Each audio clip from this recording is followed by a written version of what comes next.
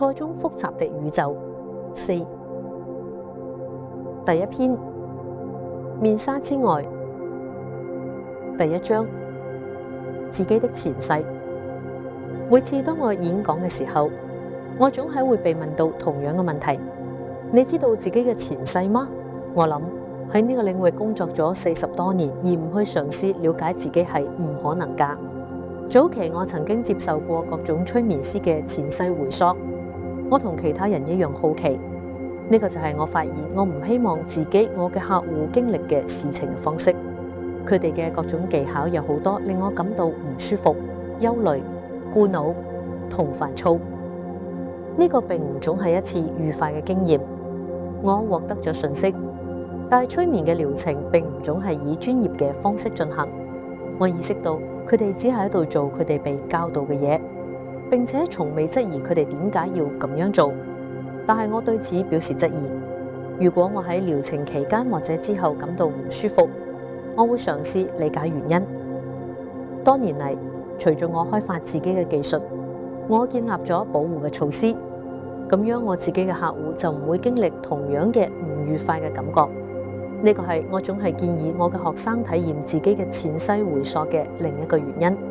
咁樣佢哋就會知道點樣同佢哋嘅客戶打交道。如果我哋從未經歷過某件事，我哋應該點樣去實踐佢呢？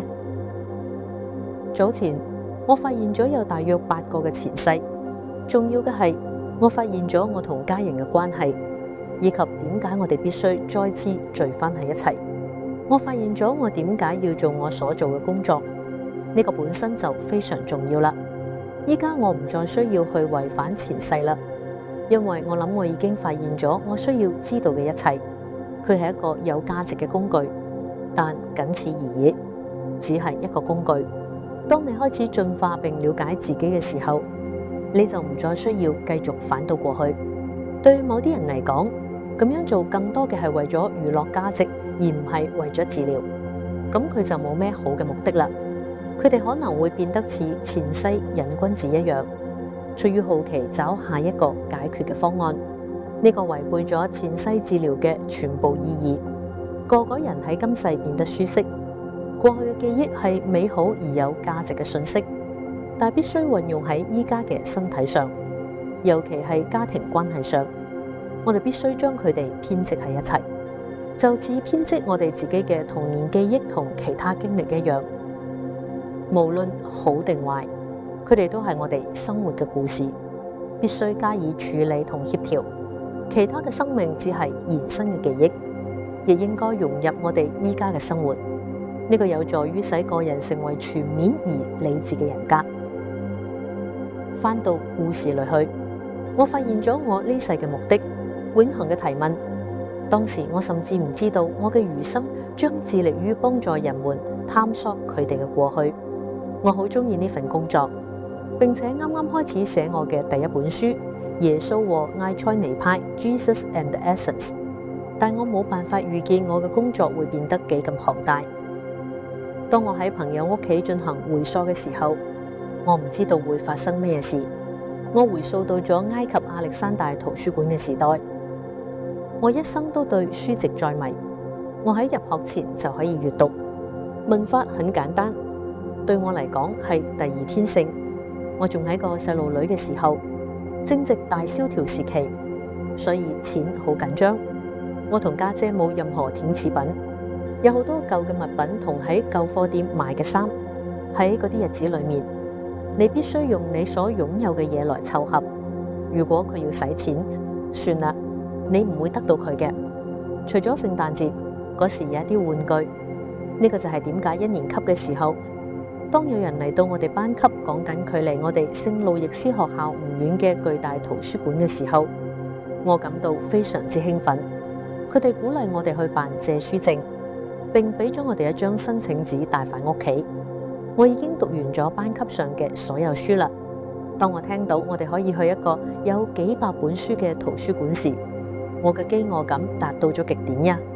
最好嘅部分係佢係免費㗎，我簡直唔敢相信自己嘅耳仔。免費啊！我手裏面攞住申請紙，一路跑返屋企俾媽媽睇。當我向他佢展示申請紙，並不斷話佢知我點樣得到一張借書證嚟閱讀任何我想睇嘅書，並且係完全免費嘅時候，我嘅興奮一定具有感染力。長話短說，我媽媽攞到咗呢張借書證，每隔幾日佢就會帶我穿過幾個街區去巨大嘅圖書館，喺嗰度我可以借書。我記得喺書架之間嘅走廊上行嘅時候，我感覺自己置身於純粹嘅天堂，因為我意識到我可以閱讀嘅內容係無限㗎。後來當我可以自己去嘅時候，我喺嗰度逗留咗幾個鐘，並且總係抱住一大堆書返屋企。我從來唔會冇書，我花咗好多時間沉浸喺書籍呈現嘅奇妙嘅想象世界中。喺高中嘅時候，如果我唔上堂，我就會喺學校嘅圖書館裏面翻閱百科全書。大約喺同一個時間，我產生咗相當奇怪嘅強迫症。喺自修室嘅空閒時間，我就一直抄字典裏面嘅所有單字。每次我都會喺我停落嚟嘅地方做個記號，到第二日繼續，只係喺筆記本上逐字逐句地抄寫。我可以話呢個係因為我對書本嘅熱愛。但後來我透過前世回溯嘅發現，我嘅前世喺寺院裏面做和尚，我嘅工作就係抄寫手稿同文字，但佢係一種好好嘅強迫，因為佢將文字同語言嘅使用深深植入咗我嘅心靈。我讀咗所有能夠找到嘅嘢，呢種對書籍嘅熱愛同學習嘅渴望持續咗我嘅一生。即使喺今日，當我寫一本書嘅時候，我亦會死心塌地咁研究佢。當我完成催眠療程並開始真正寫書嘅工作後，我會喺圖書館花幾個鐘，有時甚至一整日收集我嘅事實。對我嚟講，花幾個鐘找並最終找到一個難以觸摸嘅事實嘅寶藏，簡直就係天堂。當我寫關於諾斯特拉達姆士嘅3冊書與諾斯特拉達姆士對話 Nostradamus Conversations with Nostradamus 嘅時候，我讀咗所有關於呢位偉大大師嘅書，其中一啲已經絕咗版啦。唯一嘅副本可以喺美國國會圖書館度獲得，嗰個副本係通過阿肯色大學圖書館借閱而得到嘅。當我寫關於耶穌嘅書，耶穌與艾塞尼派和他們與耶穌同行 They Walk with Jesus 嘅時候，我讀咗所有關於死海古卷嘅書。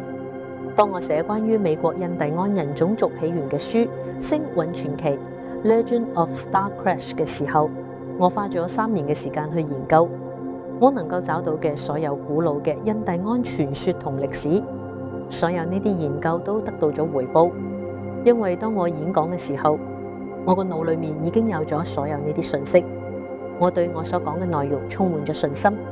我最早嘅雜誌出版商曾經講過，研究非常重要。很明顯，你已經做咗功課啦。如果你冇做，咁亦同樣明顯。我認為依家嘅年輕人唔知道點樣進行真正嘅研究係一種恥辱。佢哋花好短嘅時間喺網絡上收集一啲事實，就唔知道喺圖書館裏面翻閱塵封嘅書堆，並找到一啲被遺忘或者遺失嘅文本嘅榮耀同奇蹟。呢個就係點解我稱自己係記者、調查員、迷失嘅知識研究者。因此，我諗當我返到喺5世紀亞歷山大圖書館被摧毀之前嘅生活時，我應該唔會感到太驚訝。喺嗰一世，我係一個喺圖書館工作嘅人，我無法閱讀書架上珍貴嘅卷軸，但我知道嗰啲係最古老、最重要嘅。好多博學嘅學者嚟到圖書館，我會找到佢哋想睇嘅卷軸。我羨慕咁睇住佢哋坐喺張台旁邊，打開卷軸並閱讀佢哋。我知道最重要嘅卷軸都放喺最上面嘅書架上，尤其係成日身住黑袍嘅男子入嚟嘅嗰一個。我總會提前知道佢想要邊啲卷軸。儘管我唔識字，但我好中意呢份工，我就似係書籍嘅看門人。然後偉大嘅圖書館決定性被摧毀嘅一日到嚟啦。當一大群人衝入圖書館，邊走邊毀壞嘅時候，我就喺書堆裏面我驚恐咁睇住佢哋喺架上攞走卷軸，將佢哋堆喺房嘅中間。當我睇到佢哋伸手去攞放喺最上面架上嘅卷軸時，我嚇到尖叫起嚟。當佢哋唔尊重佢哋所包含嘅知識，而撕扯佢哋，並將佢哋丟入越嚟越一大堆嘅時候，淚水喺我塊臉上流落嚟。正當佢哋放火燒毀書架時，我知道我冇辦法阻止佢哋，所以我攞走咗我能找到嘅卷軸，跑出咗大樓。我懷裏抱滿咗卷軸，眼睛裏充滿咗淚水，跌跌撞撞咁就喺街上面，睇唔清自己要去邊度。咁啱被一架路過嘅戰車輾過咗。當我從身體之中站起嚟嘅時候，我回頭一睇，發現佢碎裂地咁躺喺街上面，並夾喺我懷裏嘅一堆卷軸中。圖書館嘅大火正喺度蔓延，並吞噬咗整棟大樓。呢個解釋咗我發現呢一世我對書籍嘅熱愛，點解我唔能夠忍受睇到一本書被虐待，以及我渴望找返失去嘅知識。當我喺一個小組會議上講述呢個故事嘅時候，當我被問到有關於我前世嘅問題時，小組中嘅一位其他人打趣咁話：係嘅，但你必須嘗試重寫整個圖書館嗎？觀眾都哄堂大笑，因為我哋知道佢指嘅係我嘅好多書。係嘅，呢個可能就係呢個解釋。咁讓我安心啦。但係故事仲未結束。20世紀90年代，更多嘅事情被曝光啦。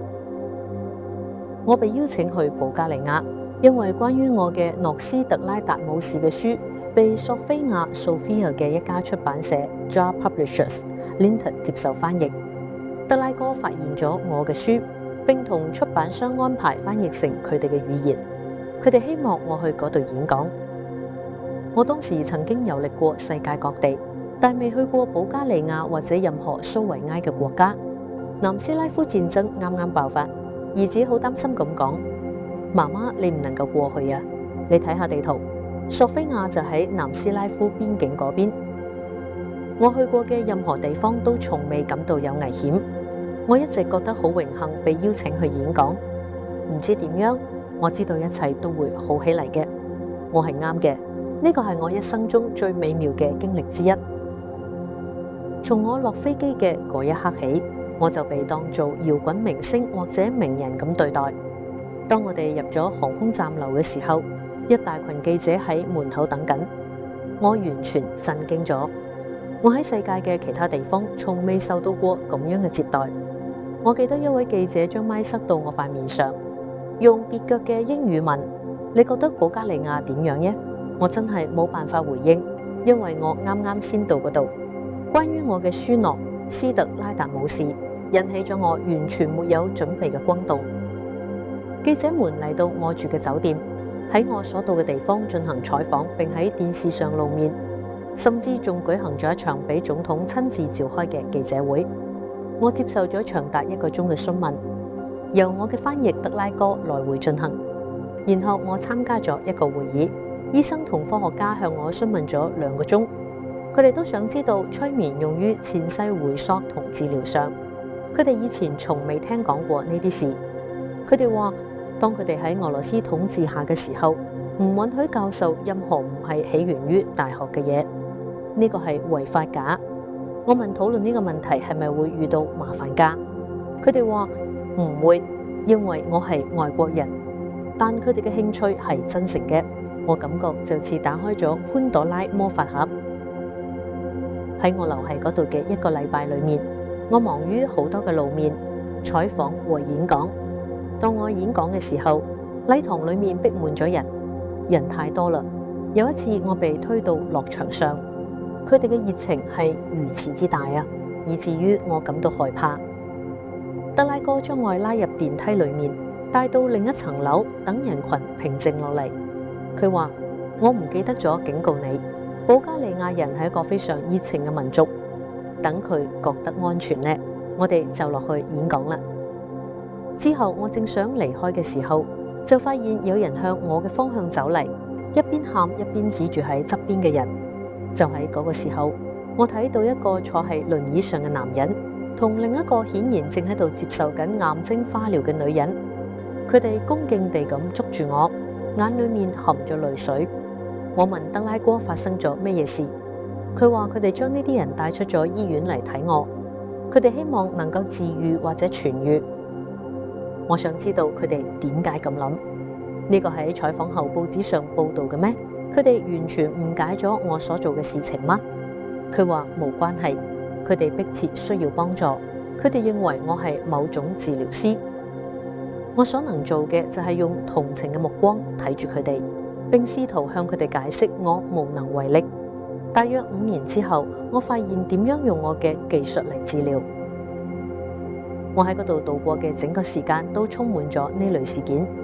喺我哋住宿即將完結嘅時候，德拉哥嚟到我哋嘅酒店，話有一位俄羅斯電影製片人想製作一部關於我同我嘅工作嘅紀錄片。佢想拍攝我進行前世回溯嘅過程。佢聽唔明英文，沒咩關係，翻譯之後就會做配音嘅。我話佢知我會嘗試嘅，但我將用邊個嚟做演示呢？佢話佢可以自願咁做呀。佢覺得事情會好順利嘅，因為佢識英文，而且我哋互相認識嘅，所以我哋會好舒服。我同意咗，儘管我想知道會發生咩嘢事。萬一唔得，佢就唔會進入前世啦。咁點算？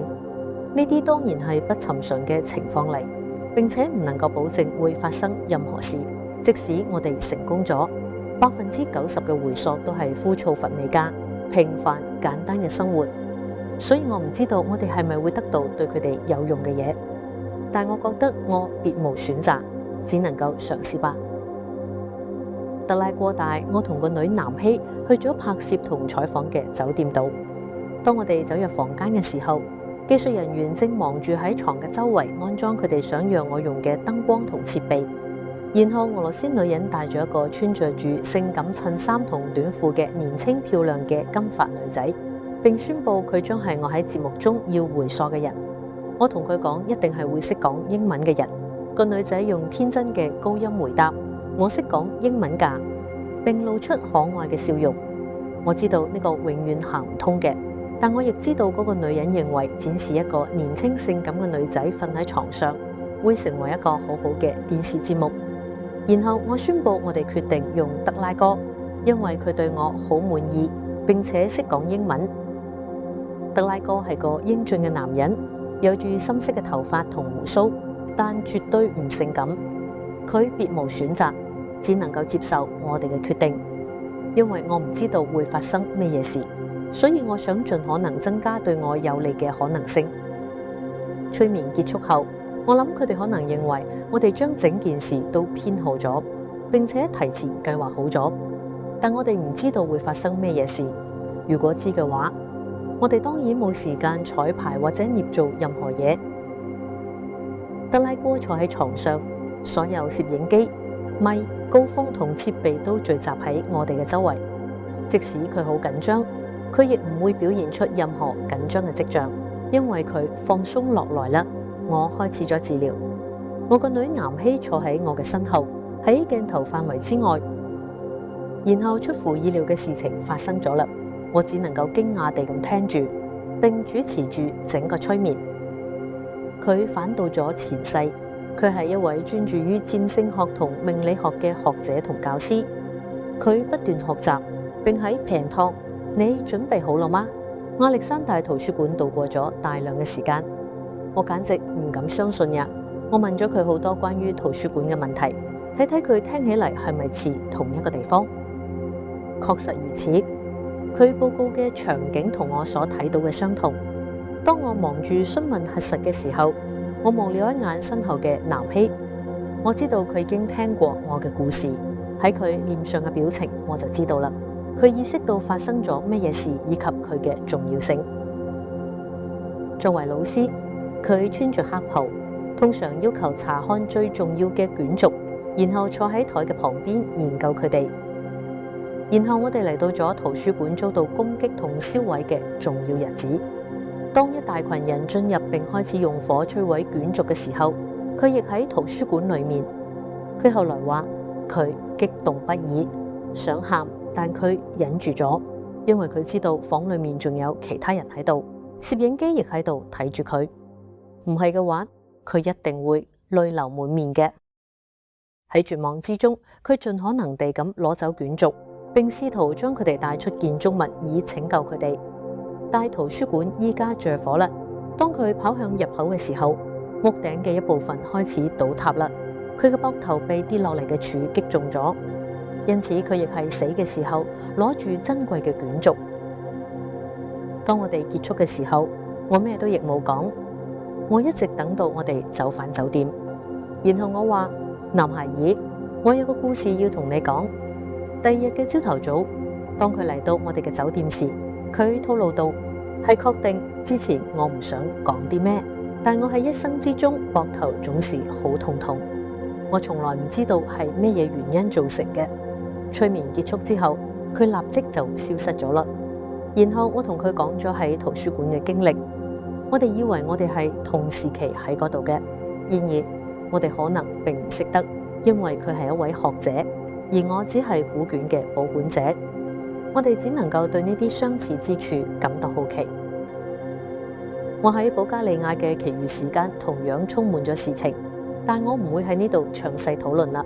只不過喺我離開之前，帶我去嗰度嘅組織現象協會喺一個電視節目上授予咗沃奧菲斯獎，佢係為咗表彰精神現象研究嘅最高進展而授予嘅。喺嗰日之前，佢只被授予保加利亞人。我喺第一個獲得呢個獎嘅外國人同第一個美國人。一座巨大而沉重嘅金屬雕像，形狀似程式化嘅火焰。當德拉哥帶我去機場嘅時候，我對佢講：喺1500年後，我哋必須兜半個地球先能夠再次見面。呢個唔係好奇怪咩？佢微笑住話：我哋都喺度努力咁找返失落嘅知識。我透過我嘅回溯工作同寫作，佢透過邀請人們喺佢嘅國家上演講並出版佢哋嘅書。喺紀錄片播出之後，德拉哥打電話話佢引起如此大嘅轟動，以至於電視台都被想要了解更多關於前世回溯同轉世嘅電話淹沒咗。幾年之後，佢告訴我，保加利亞依家正喺度用緊同教導前世嘅療法。我諗佢哋用咗電影中展示嘅技術，一個跨越時空、兩個靈魂重聚嘅奇異故事。我想知道我係咪有責任將一種全新嘅思維方式引入地球另一端嘅國家？呢個就係命運嘅奇怪方式。我嘅另一個前世亦得到咗證實，儘管唔係以如此戲劇性嘅方式。前世發生喺雅典衛城嘅帕特農神殿，儘管喺回溯期間我唔確定佢喺邊度，但佢有一種希臘嘅感覺。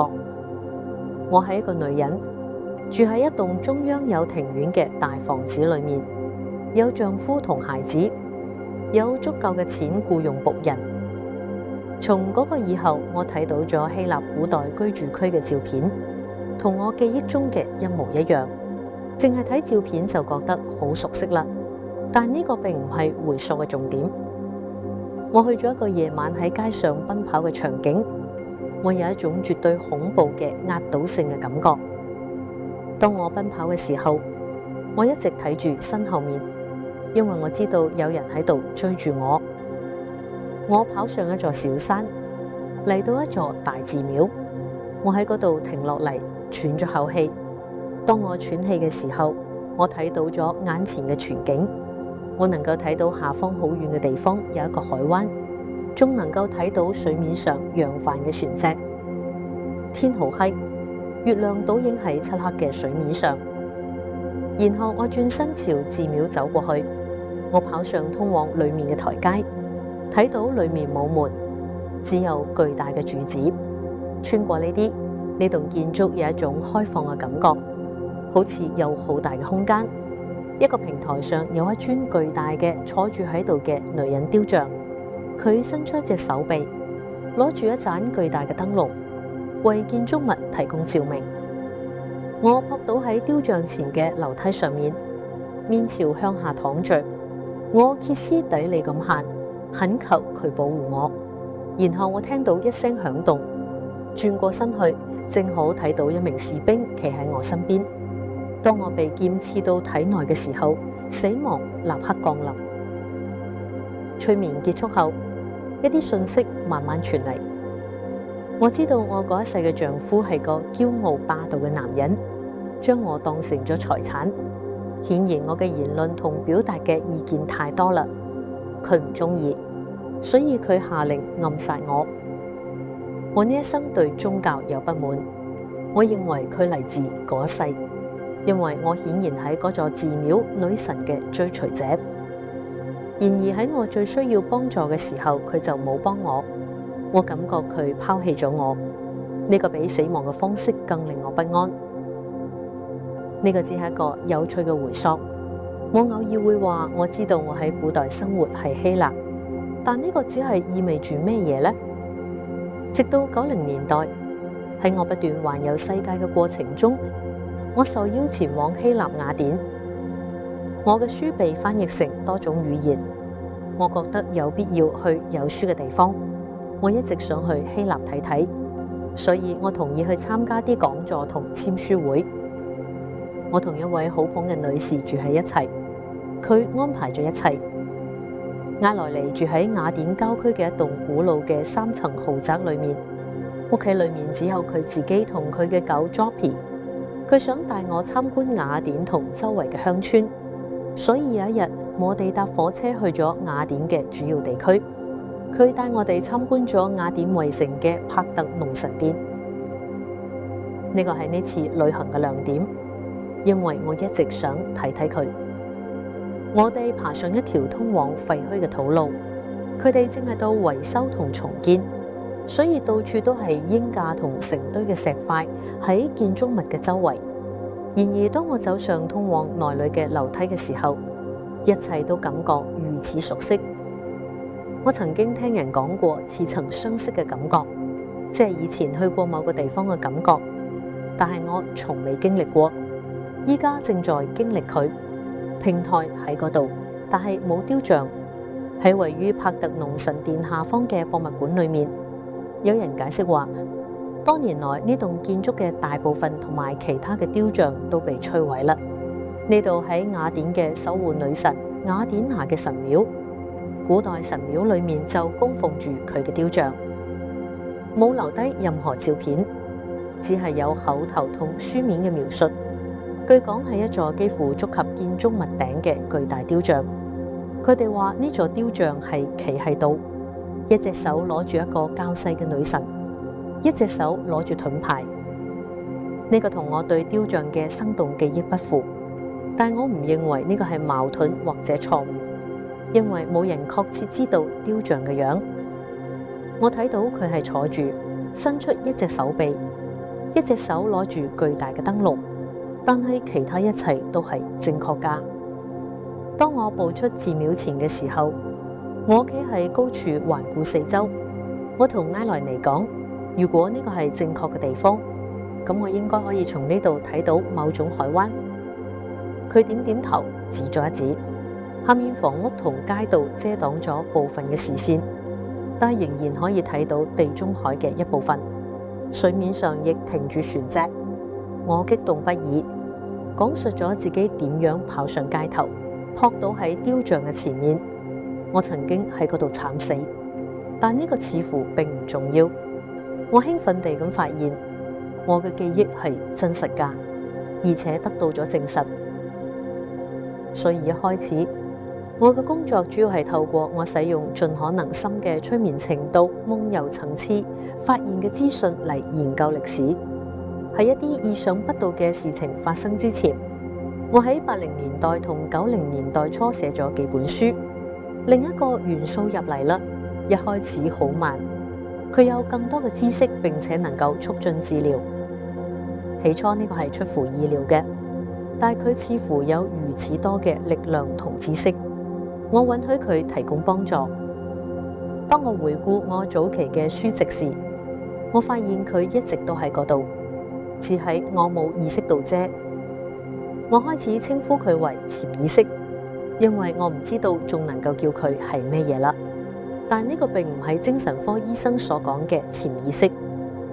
我發現呢個係心靈中幼稚嘅部分，可以喺較輕嘅催眠狀態下用嚟幫助養成習慣。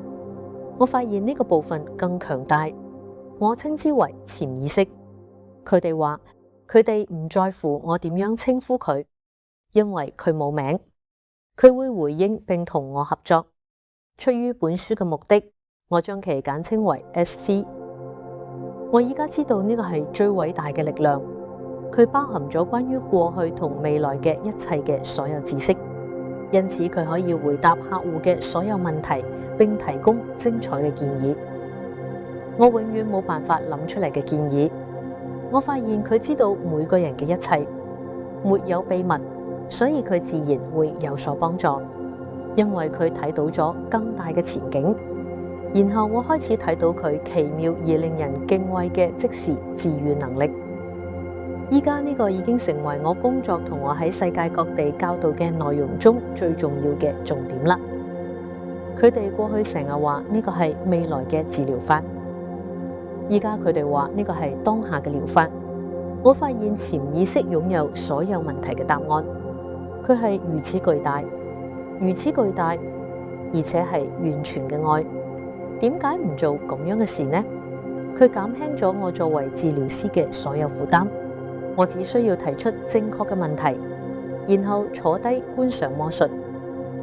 我確實每日都喺我嘅辦公室裏面睇到奇蹟嘅發生。我喺世界各地嘅學生亦都報告咗類似嘅奇蹟，所以我覺得我哋找到咗一啲好重要嘅嘢。呢個亦係我喺呢啲書中所寫嘅資訊來源。請記住，我只係失落知識嘅記者、調查員、研究者現研究。我必須將所有嘅部分放喺一齊，先能夠形成更大嘅圖像。呢個唔係一件容易嘅事，但係就係我中意嘅事。咁就讓我哋繼續探索未知旅程啦，發現潛意識為我哋帶嚟咗嗰啲新嘅驚喜吧。